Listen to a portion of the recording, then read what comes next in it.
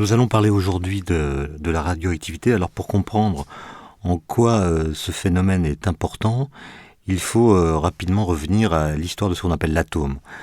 Alors cette histoire remonte à plus de 2500 ans quand des penseurs grecs, d'avant Socrate, ceux qu'on appelle les présocratiques comme Démocrite, puis Lucrèce par la suite, 5 siècles plus tard, ont émis l'idée que la matière n'était pas divisible à l'infini. C'est-à-dire que quand on coupe la matière en morceaux, il y a une étape ultime, au-delà de laquelle on ne peut plus diviser l'entité sur laquelle on est tombé. Donc l'atome veut dire en grec insécable, qui ne peut pas être coupé. Et ça a été une thèse constamment discutée dans l'histoire de la pensée occidentale, du moins, mais qui a été assez vite rejetée dans sa version radicale par le fait que Aristote, lui, défendait que la matière était continue, c'est-à-dire qu'elle était divisible à l'infini. Alors ce qui était choquant dans la thèse de Démocrite et des atomistes, c'est que pour eux, les atomes étaient séparés les uns des autres par du vide. Et or, le vide est une conception dont on sait qu'elle n'a été acceptée par les penseurs, et notamment par les physiciens, que très tardivement, au XVIe, XVIIe siècle, alors que pour les Grecs, le vide était une entité qui ne pouvait pas exister, parce qu'il correspondait, à leurs yeux, à du non-être, à du néant, en quelque sorte.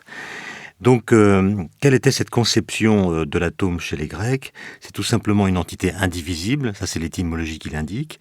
D'autre part pleine, c'est-à-dire que les atomes étaient pleins, il n'y avait pas de vie dans leur sein, ils étaient des entités complètement fermées, remplies si on peut dire. Et puis enfin, ils étaient éternels, c'est-à-dire qu'ils n'étaient pas susceptibles d'être modifiés autrement que par les agrégats qu'ils permettaient de faire en se combinant et qui, par les différentes formes que ces agrégats pouvaient prendre, expliquaient toute la matière sous toutes les formes qui nous apparaissaient. Alors en fait, l'atome au sens physique du terme cette fois, et non plus métaphysique, a été découvert au début du XXe siècle. Constamment, des physiciens ont cru en lui, mais pendant très longtemps, il a été une entité qu'on ne pouvait pas considérer comme réelle parce qu'on n'arrivait pas à l'observer ou à le mettre en évidence, même indirectement.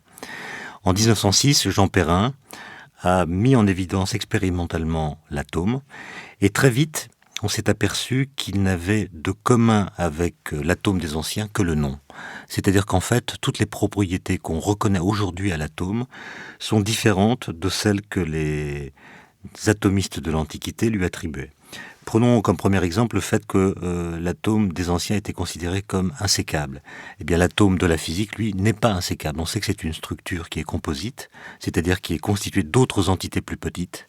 Donc l'atome est divisible, paradoxalement. Au cœur de l'atome, il y a ce qu'on appelle un noyau, et puis autour de ce noyau, qui est très dense, tournent des électrons qui sont des particules très légères. Donc l'atome n'est pas insécable, il est composite. Deuxième chose que prétendaient les présocratiques, l'atome est plein. Eh bien justement, l'atome de la physique, lui, n'est pas plein, puisqu'il est composé, comme on vient de le dire, d'un noyau et d'électrons, et la distance qu'il y a entre le noyau et les électrons qui tournent autour de lui est assez grande par rapport à la dimension même du noyau. C'est-à-dire qu'en fait, l'atome est plein de vide, il n'est pas plein.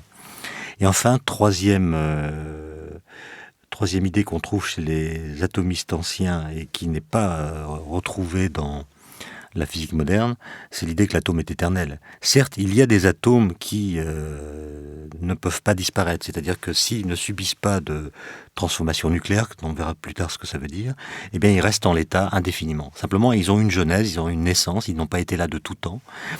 Et puis d'autre part, il y a d'autres atomes instables, comme on les appelle, qui au bout d'un certain temps changent de structure nucléaire, c'est-à-dire leur noyau va se modifier. C'est ce qu'on appelle la radioactivité. Donc la radioactivité, c'est le processus par lequel des atomes vont se transformer en d'autres atomes. Donc ce que je viens de dire là, c'est que l'atome de la physique moderne, c'est quelque chose de très différent de l'atome des anciens.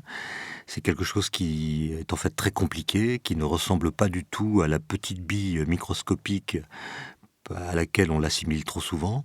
C'est quelque chose qui n'obéit pas aux lois de la physique ordinaire, à la physique de tous les jours, si on peut dire, puisque les lois qui régissent le comportement des atomes sont ce que l'on appelle la physique quantique, et cette physique quantique n'est pas du tout... est très différente de la physique macroscopique que nous utilisons dans la vie courante. En particulier pour comprendre... Nous espérons que vous avez apprécié cet aperçu. Pour continuer à écouter ce livre audio sur Google Play Livres, utilisez le lien dans la description de la vidéo.